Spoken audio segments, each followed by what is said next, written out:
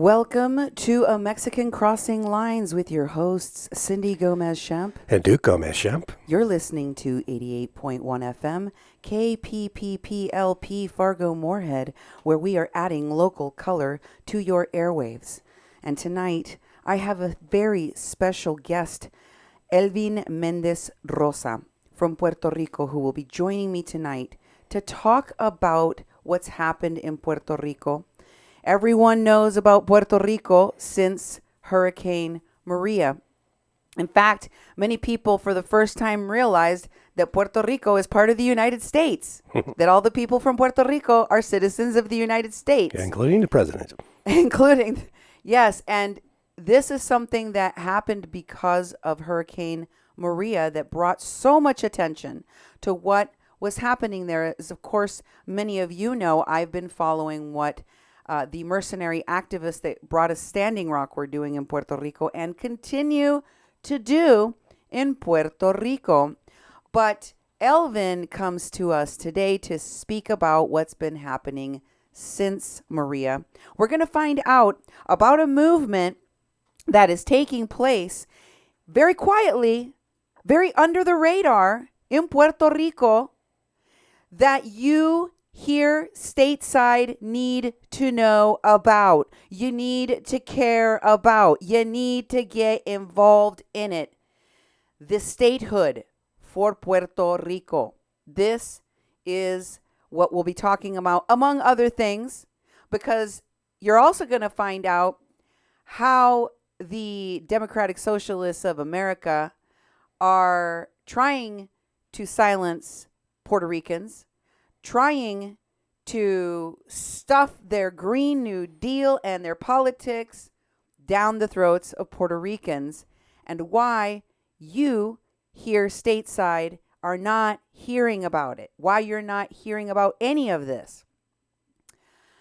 Finally, we're going to talk about the mayor in Puerto Rico that was critical of President Trump, so critical of President Trump. And how do people feel about her in Puerto Rico? I believe she's running for governor. And Elvin will bring you all of that information in our interview coming right up. Thank you for being with us on the show, Elvin. Welcome. Could you introduce yourself to my viewers? Yes. Hi. It's a pleasure for me being here with you in the program, your radio program. And my name is Elvin Mendez. I'm from the city of Aguadilla, from the U.S. territory of Puerto Rico. So tell us, you have been very active. Actually, the picture that is behind me right now, which Elvin can't see, but it's one of the marches, one of the events, the very well-attended events that you have been part of to bring attention to the issue of statehood for Puerto Rico. Can you talk a little bit about that movement? Yes, it's a movement that has started, a grassroots movement of different areas of the island from different towns. We have started gathering as a group. We're inside of the group are Republicans and Democrats, not socialist Democrats, Democrats. And we have started working with this movement towards statehood because it's been since 1898 we have been a territory with no vote and been discriminated by the territorial clause. So we have started this movement because in Puerto Rico there has been different plebiscites and we have voted for statehood twice.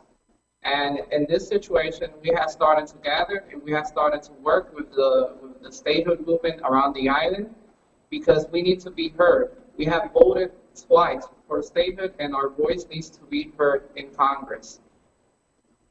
I feel that the issue of statehood is very under the radar in, the 48 contiguous states, because I think a lot of people assume that because Puerto Rico in its majority is Hispanic speaking of Latino descent, that they are going to be votes for Democrats, and therefore that's why Democrats talk about it.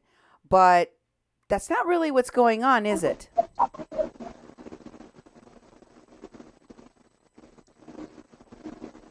Can you hear me? Can you hear me, Elvin? Yes, I hear you. Sorry, I was asking you to comment on what's really happening in Puerto Rico in terms of why here in America we don't hear so much about this issue of statehood. You said that your coalition in the movement is made up of Democrats and Republicans.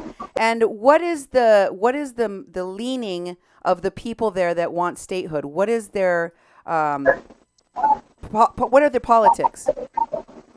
Well, I know that part of the problem that we had here in Puerto Rico is that we have been shown in mainland as a socialist state, that we're going to be a socialist state, that we're going to be a left state, and that's not true.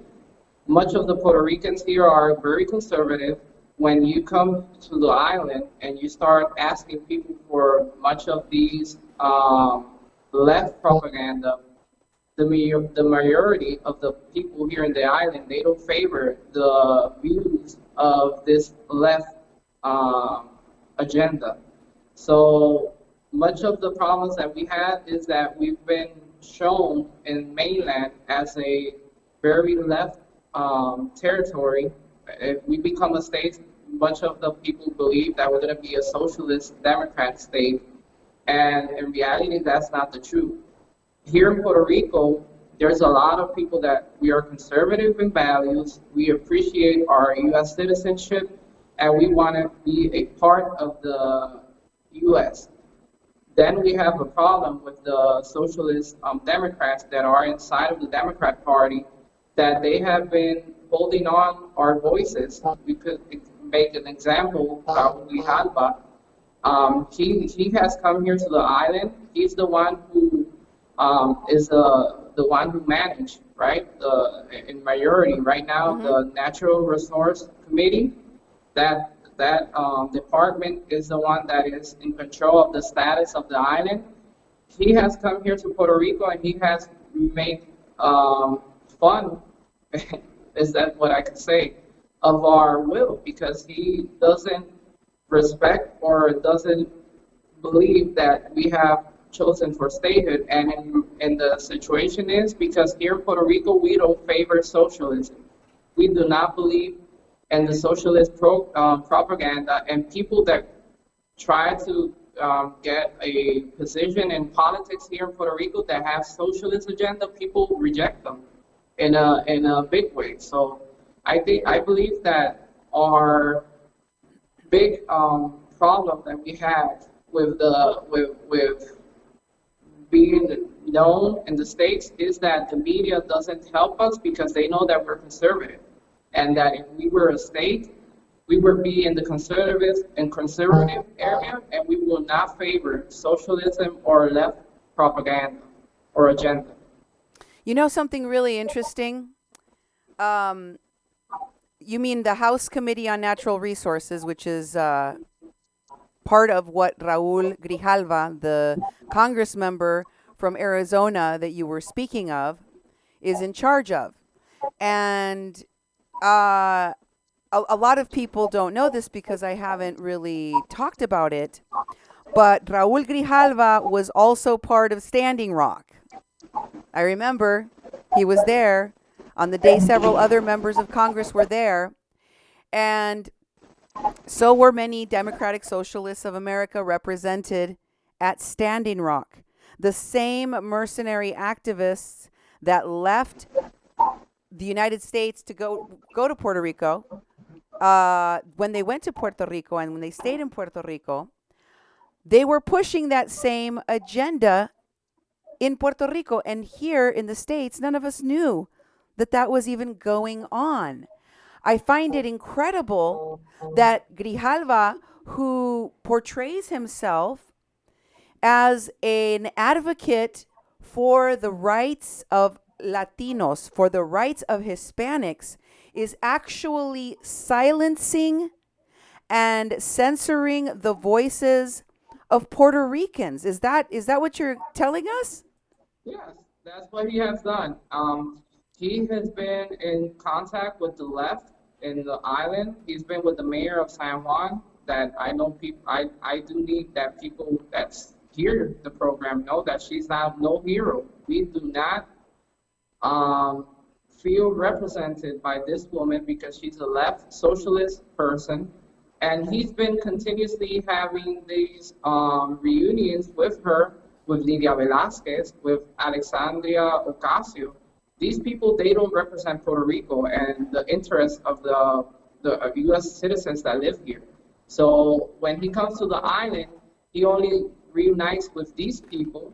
He doesn't receive the statehood, the people of Puerto Rico that want statehood. And we had to go to the reunions where he has in a way of getting to know where he's going to be and just getting there. He came here in, I think it was in March, for a congressional hearing, and we statehood supporters were a majority there. We went there, we took our voices there so to be heard, and he did not wanted to attend us. He didn't want to hear us. So we've had this situation with him because the left doesn't want statehood. They don't support statehood for Puerto Rico, knowing that we're conservative. Why do they want to keep you voiceless, without a vote, and without being able to weigh in on the presidential elections? What is your perspective on why Congress members that are supposed to be advocates for Hispanics are censoring Puerto Ricans? Because our voice is going to be a conservative one, and it doesn't go with the left agenda. If we had power to vote, in reality, we're not going to permit that socialism takes over our nation, the U.S. So this is the problem that we have. They know it. So that's why they try to seem that they're very friendly with the Puerto Rican will, but in reality, they don't help the this situation to come to an end. So this is the situation that we're having here. Like, we don't favor like all of this liberal agenda. We don't receive the same, I could say, the same help that Washington, D.C., the capital, is receiving at this moment. You could see that these people, they do favor statehood for Washington, D.C., and when you look at the way of Washington, D.C. Believes in the polls, they believe that liberal is good. Puerto Rico is conservative. Puerto Rico right now in abortion, we don't believe in abortion. We do not favor a lot of these propagandas that are going on. We're very conservative, very Christian values. So in this situation, that's why we get ignored by this Raul Grijalva and these committee, especially the Democrats committee. Okay. We have to break something down for folks, okay, Elvin? You're going to help me right now. We have to break it down for folks because we get so little information on what's going on in Puerto Rico. There's no way that people here on the mainland can make up their minds and understand this issue with Puerto Rico.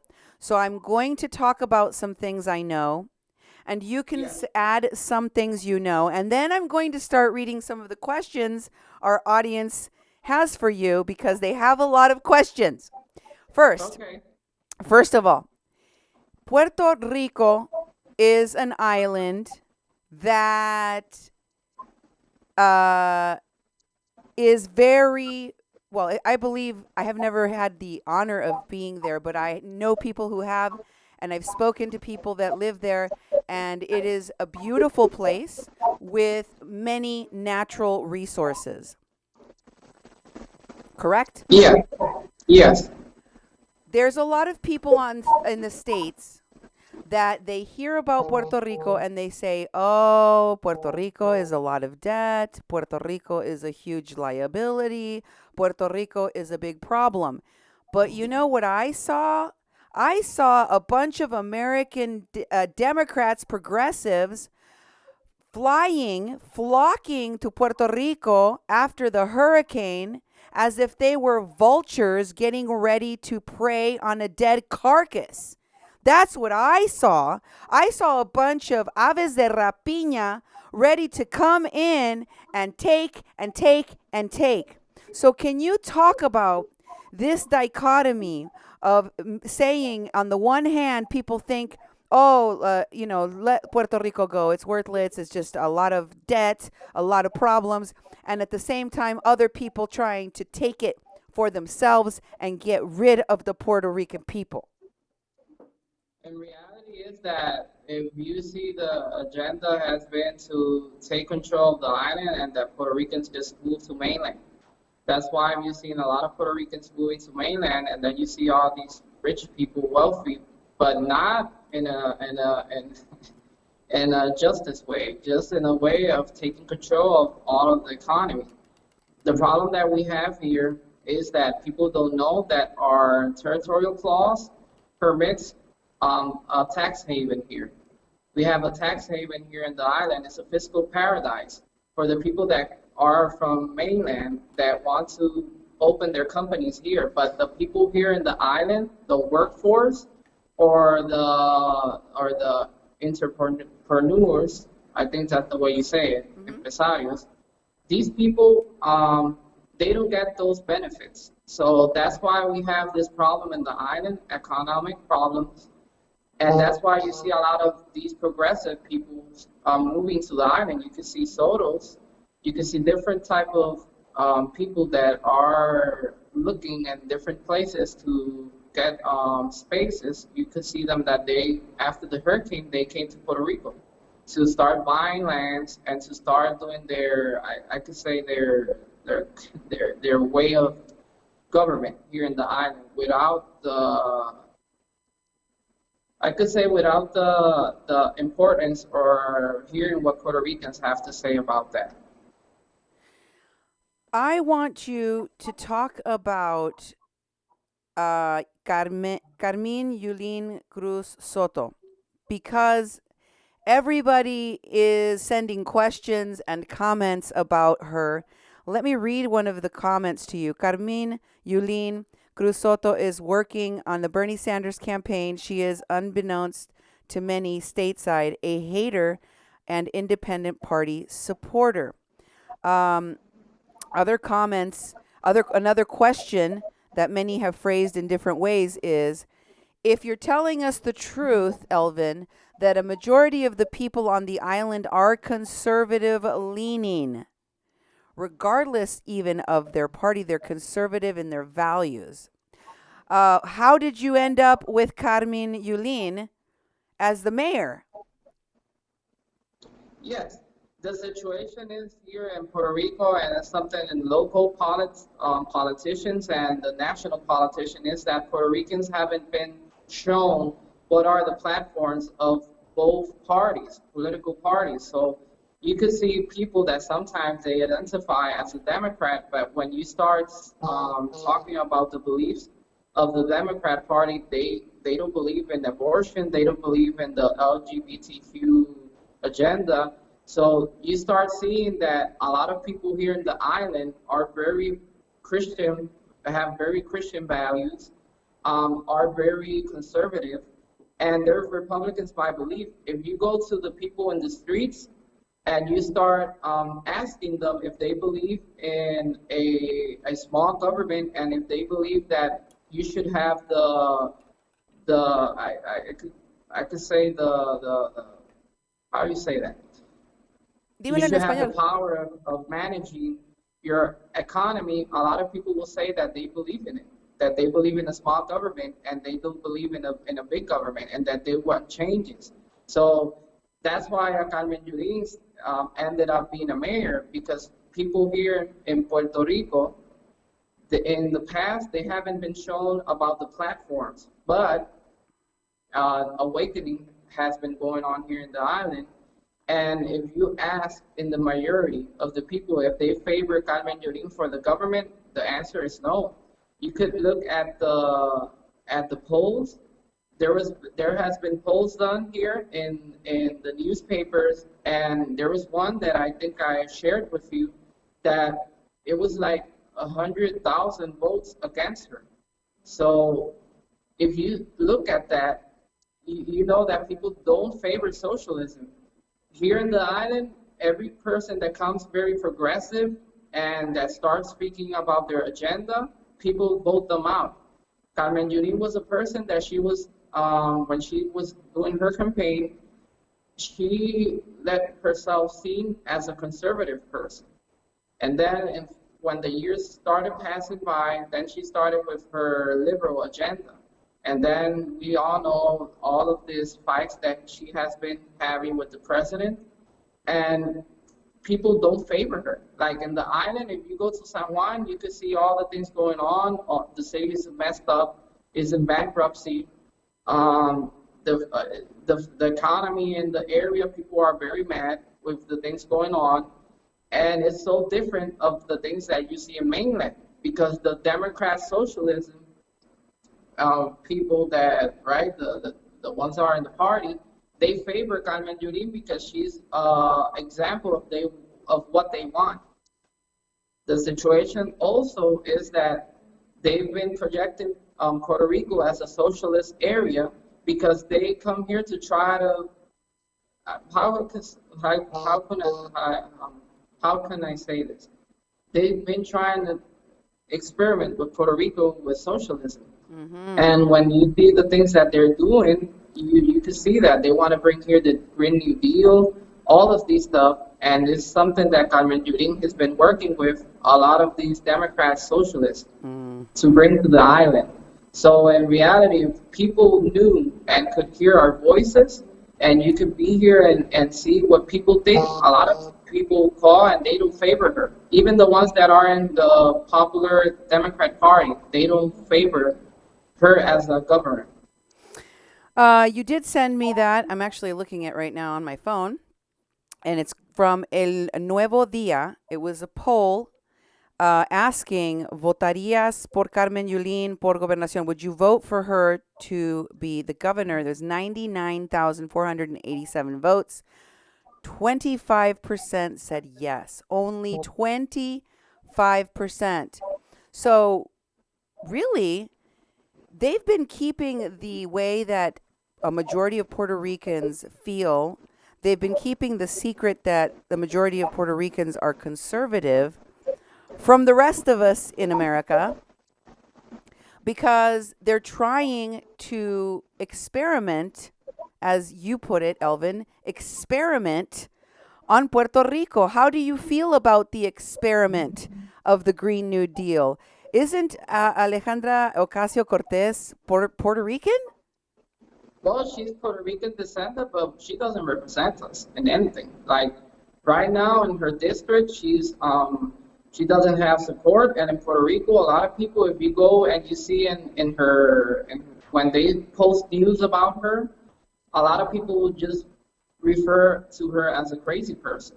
Like even though certain people that have are elderlies, right, in age, they see her as a crazy woman, and much of us know that.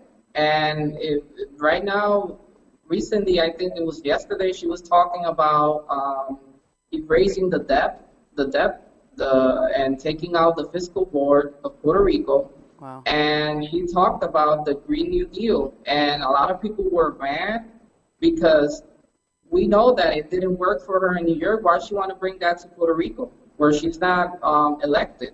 So that's the bad thing of not having representation and not having the power to vote. These people come from another state, right? These Democrat socialists come from another state, and they come here to impose their agenda, and we cannot vote them out or do anything against it. So are you telling me am I understanding you correctly? What I am hearing you say is your fight for statehood, for Puerto Rico is not just about voting in the presidential elections. It's about not just about representation in Congress. It is about not being censored. It is about having autonomy as a people, American citizens that do not want democratic socialism and policies like the Green New Deal shoved down their throats against their will, imposed by politicians who say that they're advocates for people of color.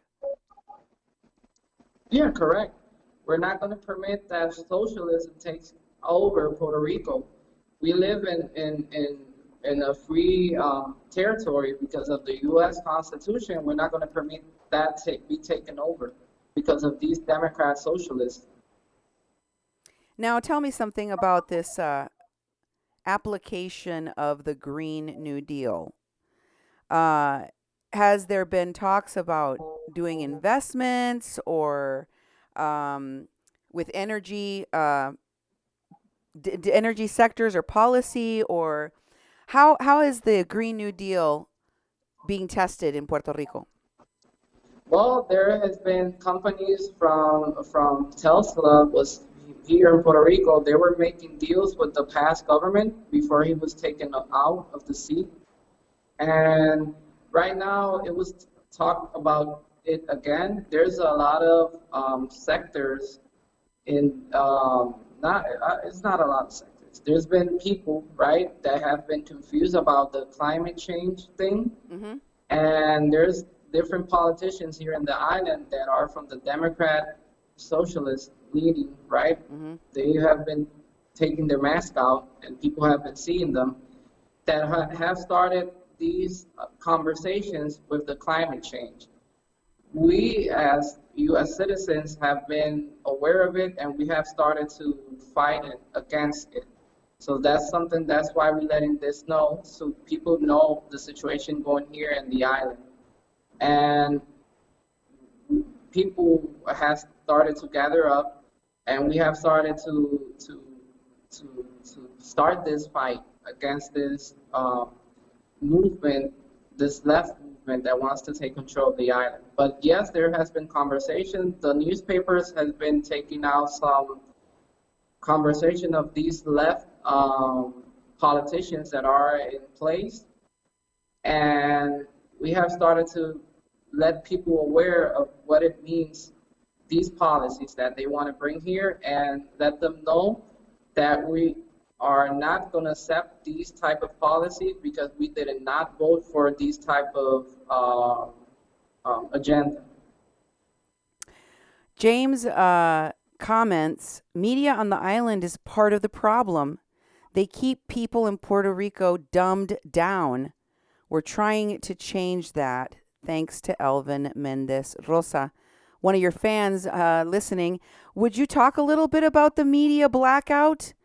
How has that been for people there? And what message is the media hiding that you can say today here on my show? What do you want people to know and the president to know?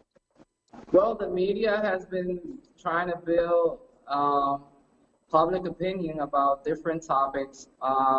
They are not friendly with the statehood movement in Puerto Rico. They've been continuously attacking the statehood movement because it doesn't, for them, it's not what they want. They've been always talking about the president. There's been a lot of news without any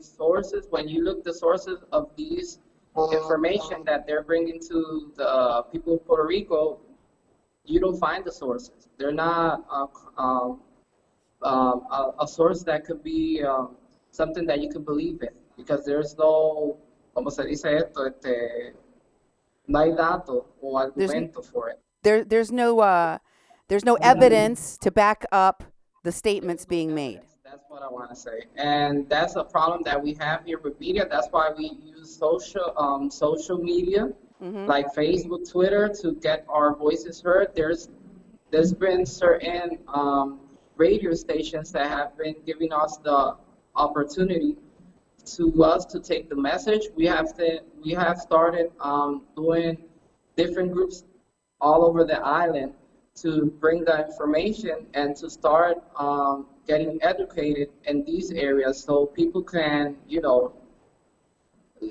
resist these informations that have been being given by the media, the local media. You mean propaganda, right, Elvin? Yep.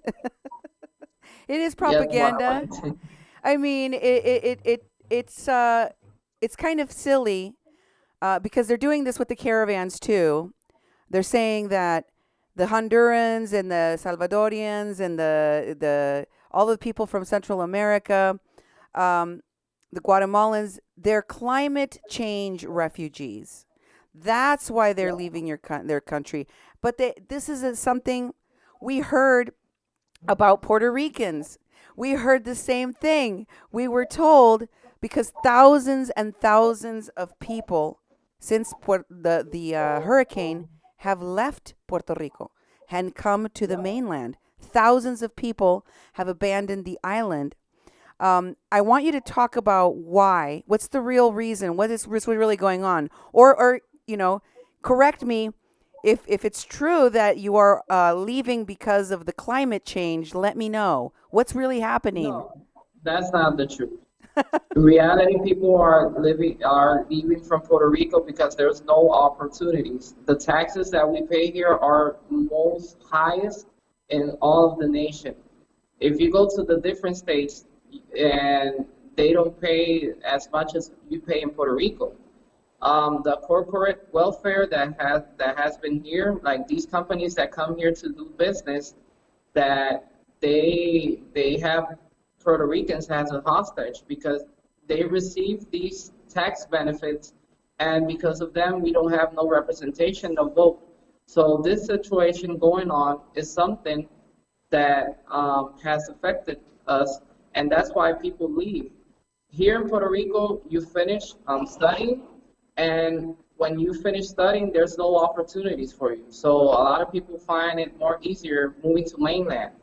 So that's why Puerto Ricans are leaving, because the poverty level here is too high, because there's no way of getting out this type of socialist government that we have, and because there's a lot of, how you say that, mantengo, welfare. Right. And people here want to work. But the problem is that here, if you work, they cut off welfare, and it's not a transition program like you have in the States.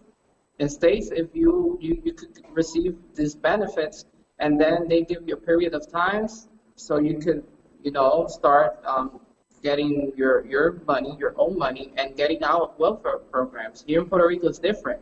So there's been a lot of problems with the system here in the island, and a lot of people are already tired of it because you don't receive the same opportunities that you have in the States.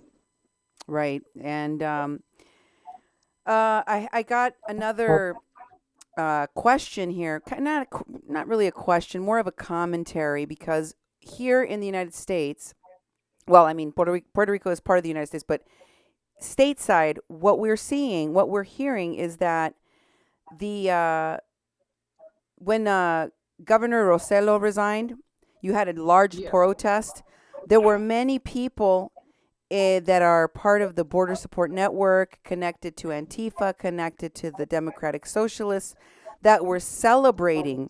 In fact, presidential candidate Tulsi Gabbard was on the island doing a live stream celebrating about the resignation of Governor Rosello. And as you know, Trump froze funds temporarily while the island was under protest. Could you talk more about what happened there and how you felt about it? Well, in reality, a lot of people were mad with the government because of the chats, the text message that were sent in Telegram.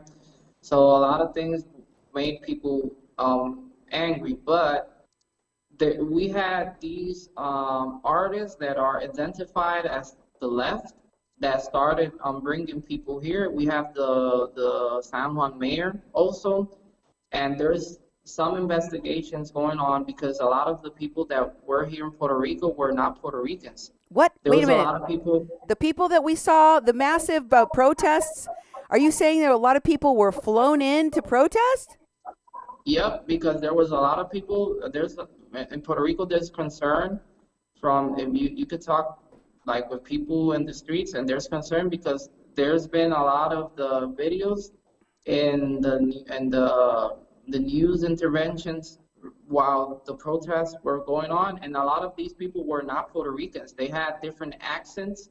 Their Spanish were different, and a lot of the symbols that are drawn were drawn in the you could say in certain buildings were Antifa, and certain symbols that were drawn were from other groups, other left groups that are in Latin America. So, Anarchists. yep, we were very worried about it because we saw that going on, and it was something that people here in the island were scared because we knew there were people that were not from here They were dressed in in those black? protests. Huh? They were dressed in black?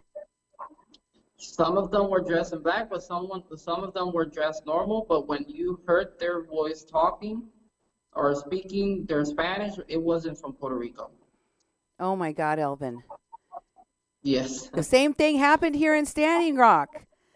Thousands of people came from all over the country to protest. And it lasted for a long time. It was literally an occupation.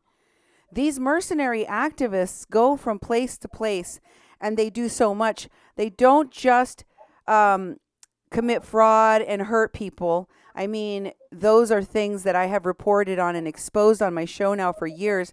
They also affect the politics. They also hijack the message of the local people like Elvin. So, Elvin, tell me, what are you doing? What is the upcoming event? Please announce to people how they can get involved and how they can support you having a voice and you having representation as an American citizen of Puerto Rico. Well, we need you guys to make our voice heard. You could look at us in our page, right? Look for us in our page, Movimiento Revolución Estadista. I'm gonna let the link, right? So you could share it. You could let your senators and your congressmen and representatives know that you want justice for Puerto Rico, and we're gonna be letting know the things that we need help. We're gonna be showing the plan that we're gonna take over, right? To let known, I must say, because in reality we have to organize and we need help from mainland. We cannot do it by ourselves because that's the problem that we're having here. A lot of people want to take control of the island. I could bring you an example of it. There was a person called Julio Muriente. He went to Brazil to a socialist meeting, and he was saying that the protest that went on was an offering for the socialist movement. So we had that situation going on, and they were saying that they were going to gain independence, that we were looking to be independent and go into the socialist community. So for me, it's something that is very alarming, and it should be alarming in the mainland because Puerto Rico is part of the United States of America, and we need justice for us, the citizens here, the 3.2 million citizens that live here, U.S. citizens. I just shared the link. I think I got the right one. It's called Movimiento Estadista Puertorriqueño, correct? That's one, yeah, but it's Movimiento Revolución Estadista. Okay, Movimiento. Okay, hold on. Movimiento Revolución. I found it, folks. I'm going to share this with you. Okay. I'm going to bring you the image that is going to appear on the page. It's the one that you're holding. Put up the picture, Duke. There you go. That's it. So if you're going to find this image, you're going to know it's That's exactly right. Okay, let me put it in. Movimiento Revolucionario. Revolución Estadista. That means statehood revolution movement. Statehood Revolution Movement. Statehood Revolution Movement. Here it is, Yeah. guys. Go like it, follow the page, help spread the word. These are our fellow Americans, folks. These are our fellow Americans that are reaching out. Elvin is reaching his voice out to us to let us know what's really going on. There seems to be a media blackout in Puerto Rico. The media we know that was there from Standing Rock includes the Young Turks. And as you know, what they did in Standing Rock was not very good for the state of North Dakota. It cost millions and millions and millions of dollars. And that's on top of the damage that they caused the people that they hurt, like Kathleen Bennett. Now, we have the same problem in Puerto Rico, and the people there are being censored. You have people like Raul Grijalva and Alexandria Ocasio-Cortez, who herself is a Puerto Rican, trying to push socialism and policies like the Green New Deal and experiment on Puerto Rico like they were a guinea pig. Puerto Rico is not a guinea pig. It is an island that is still reeling from Hurricane Maria, and they definitely need your help. Elvin, we're about to close out the show. I really want to thank you for being here with us. Please tell people once again where they can find you. We will share the link. And if there's anything else that you want to say before you go, plus I want people to know Elvin will be back on my show. We may even have him do his own segments so that he can reach more people here in the States. Yes, I would like to remember the name of the group, El Movimiento Revolución Estadista. The link is going to be there, or Twitter, that is Re Estadista. And I invite people to help us in this this fight that we're having here with left. We are the statehood movement. We are not socialist. I want that to people know that, and to let our voice hear. I bring my 51st star flag here because we're fighting this battle. Puerto Ricans have been citizens since 1898, and I think that it's time for us to have the voice and vote, and to be protected by away from these people that want to take control of the island. That is the left. Yes, and I want everyone that can hear my program to support Puerto Rico in their statehood, and I want them to give their support to Elvin. I want people to share this show out, put it on your pages, share it in your groups, please. The president and the members of Congress that should be representing, not silencing Puerto Ricans, representing Puerto Ricans, should hear this show and know that democratic socialism is not wanted on the island of Puerto Rico. These people need to have their own self-determination, and we need to help them as fellow Americans. Thanks for being with me on another great show with Elvin Mendez-Rosa. Thank you for being with us. Thank you for the opportunity, really. All right, have a good night. And thank you, all of you, for being with me here on A Mexican Crossing Lines. Stay tuned, folks. I have an explosive super chat for you over on YouTube. Extra content. A really interesting interview with yet another victim of Paloma for Trump, a.k.a. Paloma Zúñiga Delint. That'll be coming up next on YouTube. Super chat.